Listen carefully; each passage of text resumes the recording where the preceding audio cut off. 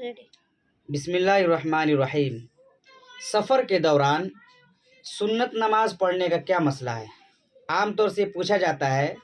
کہ دوران سفر ہم صرف فرض نماز پڑھیں یا سنتوں کو بھی پڑھیں؟ تو اس کے بارے میں تفصیل یہ ہے کہ اگر آپ سفر کر رہے ہوں اور سفر میں آپ ایسے کنڈیشن میں ہو، ایسے سچویشن میں ہو کہ آپ کو جلد بازی ہو، اطمینان نہ ہو، مثال کے طور پر آپ سفر کر رہے ہوں اور آپ کسی اسٹیشن پر رکے ہو، تو آپ گاڑی سے اتر کر پلیٹ فارم پر نماز آپ پڑھ رہے ہوں، تو ایسی سچویشن میں اگر آپ کو یہ اطمینان نہ ہو کہ میں سنت پڑھنے لگوں گا اور گاڑی نکل جائے گی، تو ایسے میں آپ صرف فرض نماز پڑھ کر آپ گاڑی میں بیٹھ جائیے۔ یا اسی طرح سفر میں آپ کے ساتھی وغیرہ آپ کے ساتھ ہیں اور آپ کو اندیشہ ہے کہ میں فرض نماز کے علاوہ جب سنت پڑھنے لگوں گا تو میرے ساتھی تاخیر کی وجہ سے پریشان ہو جائیں گے، تو ایسی صورت میں بھی آپ صرف فرض نماز پڑھ لیجئے، سنت پڑھنے کی کوئی ضرورت نہیں ہے۔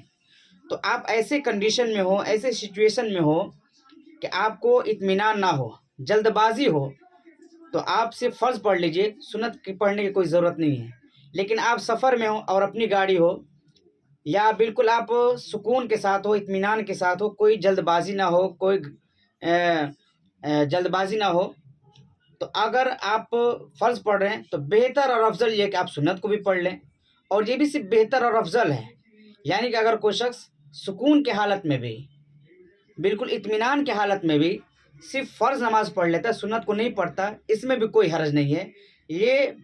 پڑھ لینا یعنی سنت فرض کے ساتھ سنت کو پڑھ لینا یہ بہتر اور افضل کہا گیا ہے۔ لیکن آپ کو سکون اطمینان نہ ہو تو آپ صرف فرض پڑھ لیجئے، اور اگر سکون اطمینان ہو، آپ ٹھہرے ہوئے ہوں، بالکل آپ ریلیکس ہوں، تو ایسی صورت میں آپ کے لیے بہتر ہے کہ آپ کیا کر لیں، صرف فرض نماز پڑھ لیں، فرض کے ساتھ ساتھ آپ سنتوں کو بھی پڑھ لیں۔ لیکن ایک بات یہ بھی یاد رکھیے کہ جو فجر کی جو سنت ہے اس کو ہر حال میں پڑھنا ہے، کیونکہ فجر کی سنت کے بارے میں حدیث مبارکہ میں بڑی اس کی تائید آئی ہے، بڑی اس کی تاکید آئی ہوئی ہے۔